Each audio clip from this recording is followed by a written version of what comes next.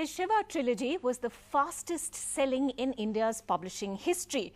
His books have sold over 3.5 million copies. He's been translated into 19 Indian languages and 8 foreign ones, including Estonian. He's now in the middle of writing an ambitious 5-part Ramchandra series, the first of which, The Scion of Ikshvaku, has also won the Crossword Award. The second book in the series has been 2 years in the writing and is going to be launched very soon. Amish Tripathi joins us tonight on this special program. Amish, thank you so much for being with us. Now, you know, the rate at which your books get sold, your readers simply can't have enough, obviously. So you made them wait for 2 years. Is it going to be worth the wait? I hope so. Look, you know, it took a little long to write because I've experimented with a very different narrative structure. It's called the multilinear narrative structure. So it's a little complex, but I think my readers like complex. So the first book, Scion of Ikshvaku, was from the birth of Lord Ram till the kidnapping of Sita. The second book is from the birth of Lady Sita to the kidnapping of Sita, and the third book is from the birth of Ravan to the kidnapping of Sita, and the fourth book is a common narrative onwards. So it's a little complicated, and I realized, Shivaji banke maine bol diya tha ki I'll write it, but I realized while writing it, it's far more complex than I thought. So that's why it took a bit of time. All right. And so apologies to my readers on that. That's the apology to the readers. Do your readers keep you on your toes? Do they keep asking, you know, when is the next book out? What are you doing? Are you you know, keeping to your deadlines? Some of my followers on Twitter follow my wife, Preeti, as well.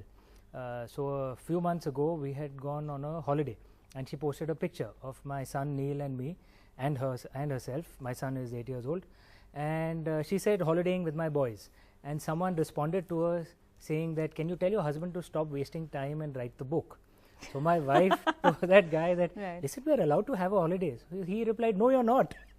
So yeah. That's quite something. So they do keep, the answer then is that they do keep you on your toes. Let's talk a little about the second book. You say this is going to be called Sita, Warrior of Mithila.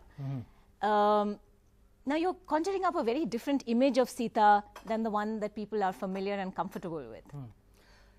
You know, the version of the Ramayana that most modern Indians think is the Ramayana is actually a 1980s television serial. I'm not deriding that serial, you know, but it had its own structure, and it was based largely on the Ramcharitmanas, which is a 16th century modernization of the original Valmiki Ramayana. In the original Valmiki Ramayana, Sita Ma is a far stronger character than what we know her as today. She's not a warrior, but she's a far stronger character. She'll follow what she thinks is right. There's another version of the Ramayana called the Adbhut Ramayana, which is also credited to Valmiki ji, in which Ravan is killed by Sita Ma, not by Lord Ram. When she takes her true form as Ma Kali, there are two Ravans, she kills the elder Ravan. So she was a warrior in that version of the Ramayana. So these versions do exist, and to me I find those versions inspiring. So perhaps that's translated into the Now, it's very interesting you say that, because, you know, Ram and Sita aren't just mythological or fictional characters as such, even though there are so many interpretations, so many different Ramayans. You know, we're talking about gods. These are people who have great emotive resonance for so many Indians, particularly now. People have stake in them. People have feelings of ownership about them. Do you ever at the back of your mind have that? Is that a burden in any way when you're writing about these figures? Do you often think that, okay, there are some lines that probably can't be crossed? You know, for me, I'm genuinely devoted to the gods that I write on. I'm very proud of our culture. So I guess that naturally puts, there is a style that comes into me naturally because I'm devoted to them. Having said that, the concept of multiple interpretations of our, of our religious stories and of our gods has been a rich Indian tradition for millennia. The Ramcharitmanas itself was an interpretation of the Valmiki Ramayana.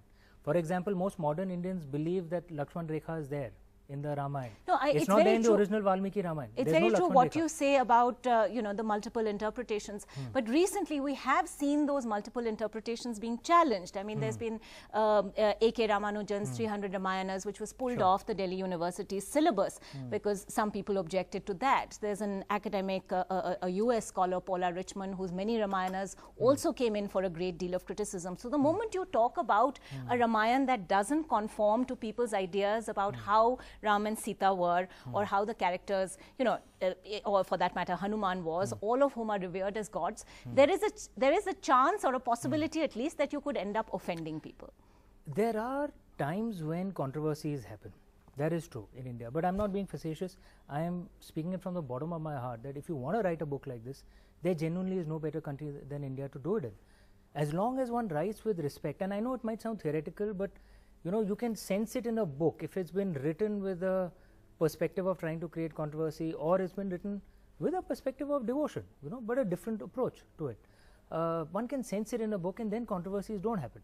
Right. But and for I know instance, it might sound you know, theoretical, when you but yes, proof of the pudding is in the eating. My books, indeed, by God's grace, aren't really a secret. I face no controversy at all. No controversy at all. But for instance, say in Meluha, in the earlier chapters, you know, Shiv is portrayed as this real cool dude, as it were. You know, But he is has cool. his, no, of course, He's a very cool guy. and he has his yak bone chillam, and he's sort of taking puffs from that and so on. Do you think you could, you know, have anything even similar in which to describe Ram, or does he have to always be the Maryada Purushottam that we? You know, the way to approach our gods is all our gods represented different ways of life, different archetypes.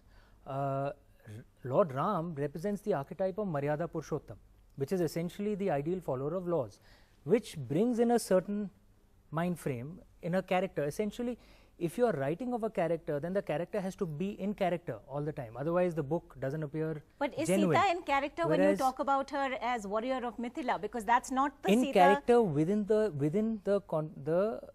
structure of my book, within the structure of Adbhut Ramayana as well. Yes, in the structure of the 1980s television serial, perhaps Absolutely not. But the point that I want to make, and which is the Indic approach, is that just because you are following Maryada and Dharma doesn't mean that you give up your Shakti.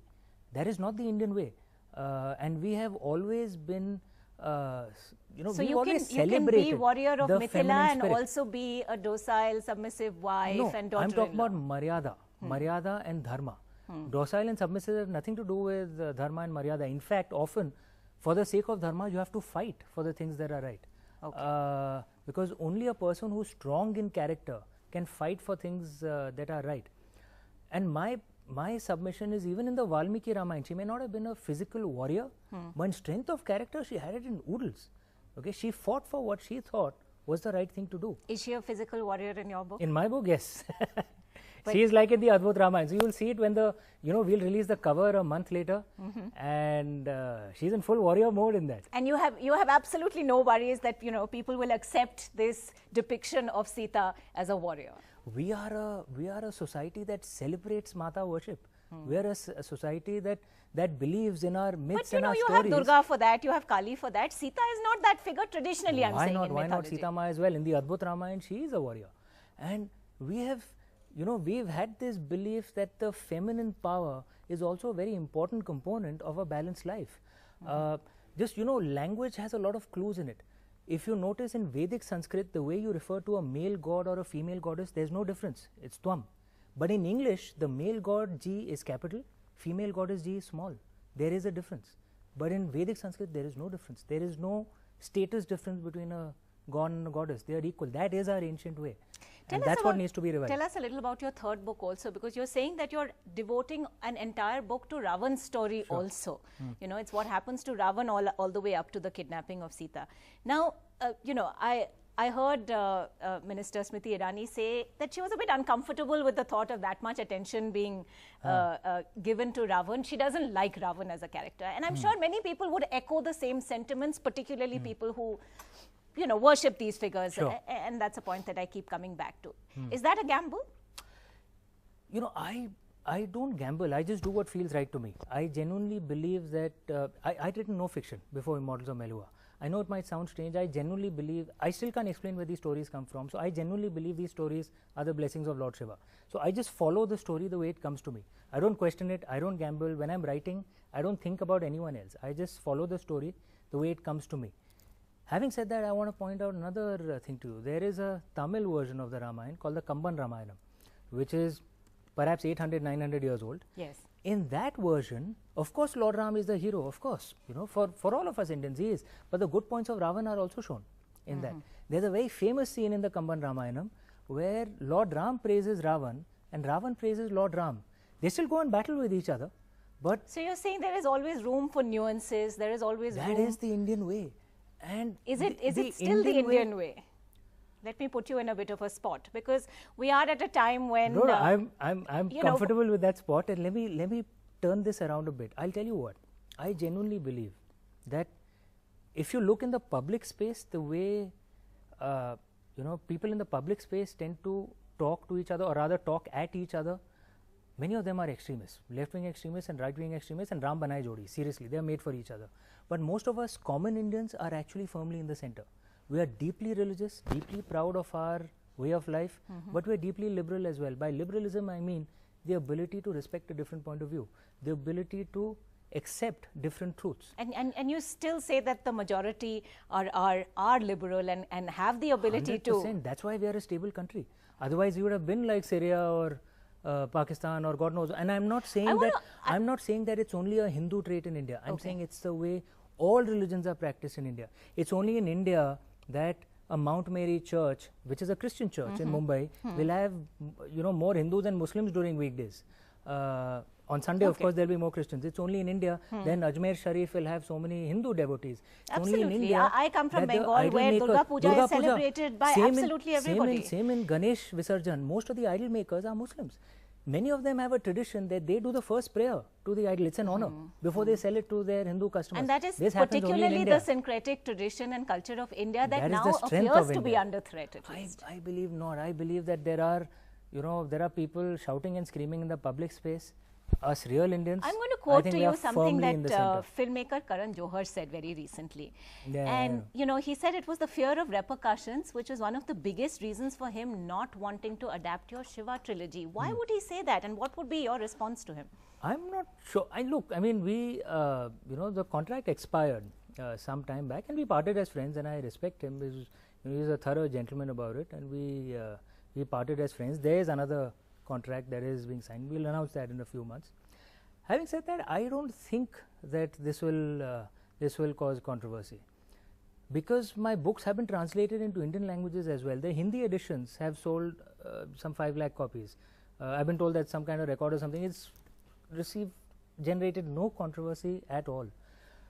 It really is about, I genuinely believe, it's about, I know again it might sound theoretical, but it's about the position that you come from, the confidence that a director comes with. There's no reason for any controversy. There seems to be a theme that's voiced repeatedly now, particularly by those in Bollywood, because, Javed Akhtar said recently that he couldn't have written the scene that he did for Dharmendra in a 1975 movie where he pretends to be the voice of Shiva in a temple. In the Sholay ring. Exactly. And, that scene would be considered blasphemous now. Why do you think that is? If we're all so liberal, then, why is everyone second guessing themselves? There was a version of the Ramayana which came out just, a few months ago, Siya Ke Ram, and you should have seen the ending of it. It was radically different from what, is traditionally from the 1980s television. So you're saying some people are crying wolf? That would be putting words in my mouth. But I would suggest that those who interact with those of us who are actually not in the public space will realize, dude, we are very calm, we are very chilled out. There is a hyper debate that tends to carry on, I think, in TV studios, in the Twitter space, and I would strongly advise, Twitter is not India, TV studios are not India. Most of us normal Indians who stay, who kind of keep a healthy distance from these things. But you don't see drawing room conversations also becoming more heated, more polarized? Look, debates are good. Debates are very good. And we have been an argumentative society. The question is when debate crosses the line into violence. I'm not saying violence doesn't happen in India, but it's exceedingly rare. What is the worst that will happen if someone doesn't like your book or movie in India? They'll come and break a window. No one's going to come into your house with an AK-47. That happens in Paris. But that are you happens saying in other then places. that breaking a window is acceptable? I'm not saying it's acceptable. I'm not saying we're an ideal society either.